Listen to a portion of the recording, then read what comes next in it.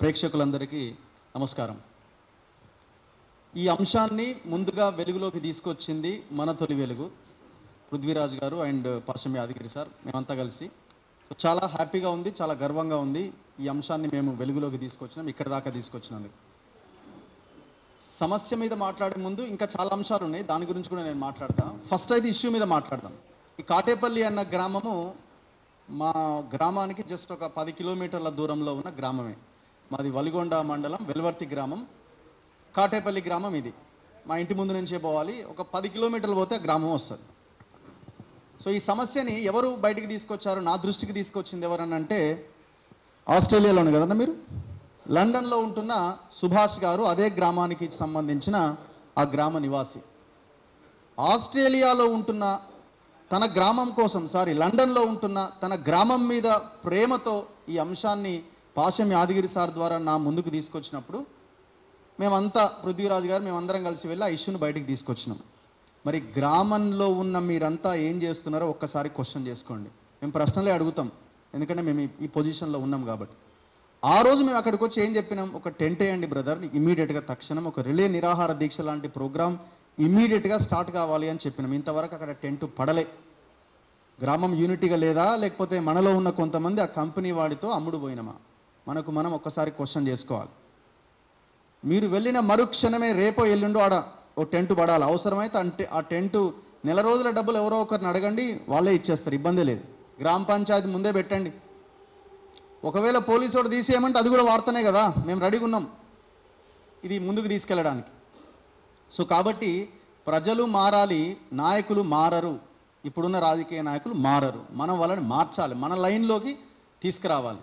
వాళ్ళు పైసల లైన్లో ఉన్నారు, వాళ్ళు పెద్ద పెద్ద కార్పొరేట్ల ట్రాప్లో ఉన్నారు వాళ్ళు. సో లీడర్లు మారరు. ఇందులో మన కులమోడైనా, అవతలోడైనా, ఇంకెవడైనా లీడర్ అనేటోడు లీడరే. ఇంకా దాంట్లో వీడు వాడనేం లేదు. ఇంకా ఇప్పుడు ఆ పర్టికులర్ నియోజకవర్గం, ఆలేరు నియోజకవర్గంలో మేము వెళ్ళొచ్చిన తర్వాత 10 రోజులకి బీర్లయ్యలే వచ్చిండు.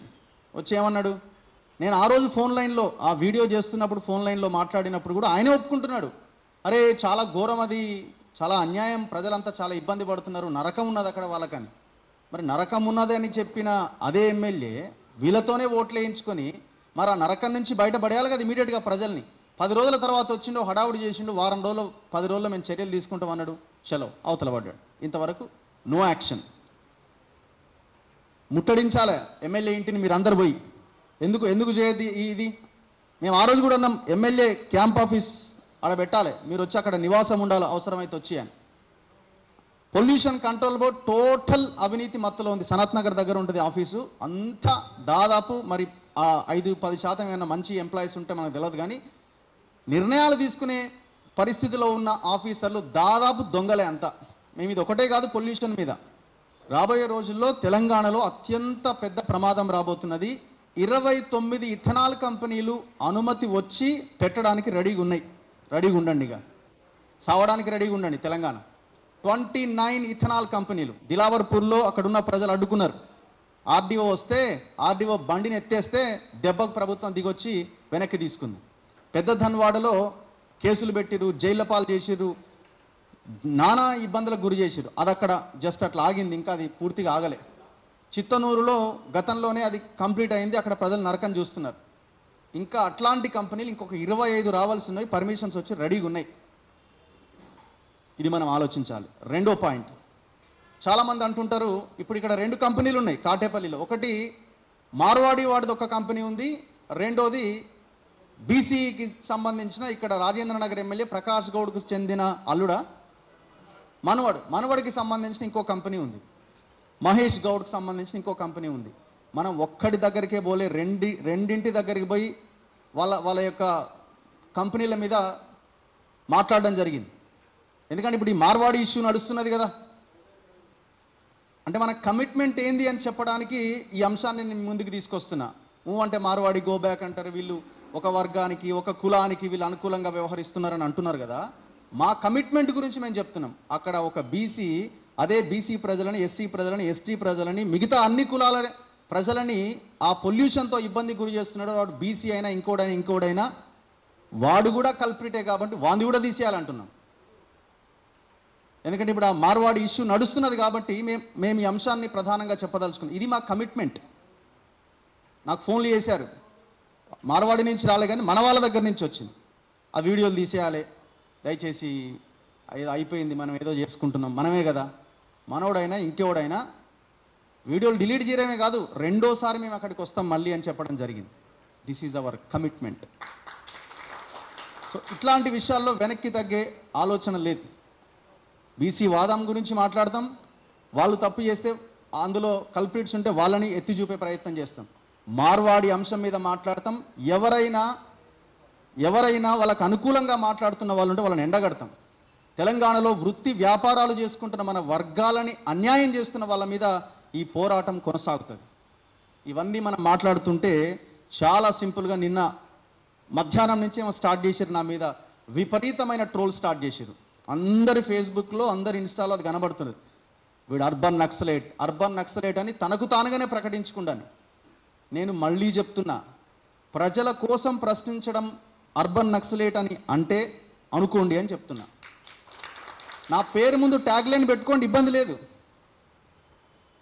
ప్రజల కోసం ప్రశ్నిస్తేనే అర్బన్ నక్సలైట్ అయితే తప్పేముంది? అందులో తప్పేం లేదు కదా. మీరు ఇంకా ఏ బిరుదు ఇచ్చినా మేము తీసుకోవడానికి రెడీగా ఉన్నాం.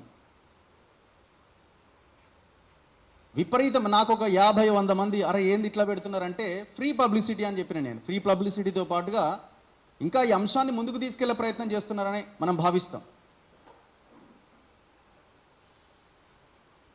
దేనికి ట్రోల్ చేసి ఎందుకు భయం అవుతున్నది అంటే, మీరు ఏ వర్గాలకు అనుకూలంగా మాట్లాడుతున్నారు?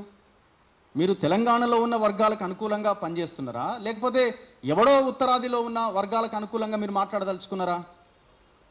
మన వృత్తి వ్యాపారాలు నాశనం అవుతుంటే, మన ప్రజలు ఇబ్బందులు పడుతుంటే దీని గురించి మాట్లాడరు. యూనిటీ ఏది? ఎవడెక్కడైనా బతకొచ్చు కదా, ఎవడొద్దన్నట్టు బతకొద్దన్నారా? ఇక్కడి నుంచి వెళ్ళిపోండి అన్నారు ఎవరైనా అన్నారా?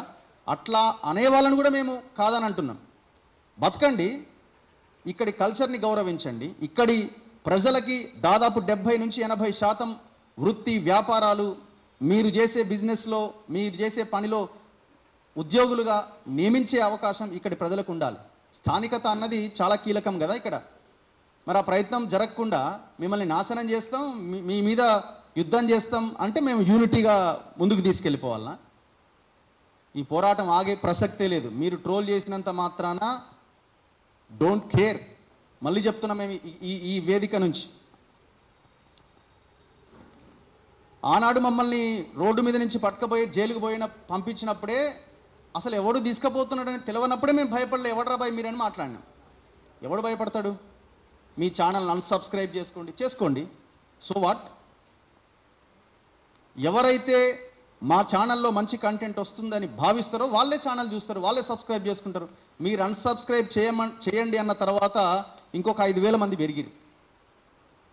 This is our commitment. ఆ కమిట్మెంట్ ఏందో తెలంగాణ ప్రజలకు తెలుసు. ఇంకొక విషయం ఇక్కడ చెప్పాలి. ఒక పెద్ద మనిషి నేను ఒక ఇంటర్వ్యూ ఇచ్చిండు. ఒక ఆయన చాలా సెన్సిబుల్గా మాట్లాడతాడు, మంచి ఆయనే. నాతో కూడా గతంలో నేను ఆయన ఇంటర్వ్యూ చేయడం జరిగింది. బీజేపీ ఆర్గనైజేషన్కి సంబంధించిన వ్యక్తే. ఆయన ఏమన్నాడు, నేను ఒక వీడియో చేస్తే ఆ వీడియోలో నేను దళితుడు దరిద్రుడు అని మాట్లాడినా అని ఒక ఫేక్ తప్పుడు సమాచారాన్ని ఒక ఇంటర్వ్యూలో చెప్పడం జరిగింది. దాన్ని 100,000 మంది చూస్తున్నారు, దాన్ని కూడా ట్రోల్ చేస్తున్నారు. ఇంకొక అంశాన్ని చెప్పిండు ఆయన అందులో, భారతీయ జనతా పార్టీ ఆఫీసు నుంచి ఈయనకి ఎన్ని డబ్బులు పోతున్నాయి వీళ్ళకి మేము రికార్డు రాసి పెట్టినాం అని అన్నాడు. నేను ఆ వీడియో చూసిన తర్వాత డైరెక్ట్గా ఆయనకే ఫోన్ చేసి నేను దరిద్రుడు అని ఎక్కడున్నానో దయచేసి ఒకసారి చూపించండి సార్, నేను నా ఛానల్ ప్యాక్ చేసుకొని వెళ్ళిపోతా అని చెప్పిన. లేదు నువ్వు అనకపోతే నేను సారీ చెప్తా, నాకు ఎవరో 3 చెప్పారు, వాళ్ళు చెప్పడం వల్ల నేను మాట్లాడినట్టు. ఎవడో చెప్తే మీరు ఇంత పెద్ద మనిషి, మీరు మీడియాలో చెప్పడం ఏంది? నేను మళ్ళీ అంటున్నా, మీరు క్షమాపణ చెప్తా అన్నారు, 100% మీరు క్షమాపణ చెప్పాల్సిందే. ఏ కంటెంట్ కావాలో మీకు అన్ని వీడియోలు మీకు షేర్ చేస్తా. ఎక్కడ నేను దరిద్రులు అని మాట్లాడినామో మీరు చూపించాలి. రెండోది, పార్టీ ఆఫీస్ నుంచి మీకు డబ్బులు అని మాట్లాడుతున్నారు. 5 పైసల బిల్ల ఏ పార్టీ ఆఫీస్ నుంచి అయినా నా అకౌంట్లో పడ్డా ఎవరి దగ్గరైనా నేను తీసుకున్నా నిరూపించే ప్రయత్నం చేయండి, మేము వెళ్ళిపోతామని చెప్పడం జరిగింది. మా వాళ్ళు చెప్పారు అంటే, అరే ఎవడో చెప్తే మీరెందుకు చెప్తున్నారు? అంటే ఒక ప్రాపగాండా, ఒక ఫేక్ ప్రచారాన్ని ముందుకు తీసుకొచ్చి దీన్ని ప్రచారంలోకి తీసుకొస్తే వీడు భయపడతాడనో లేకపోతే వెనక్కి తగ్గుతాడనో ఏదో అవుతాడనో అంటున్నారు.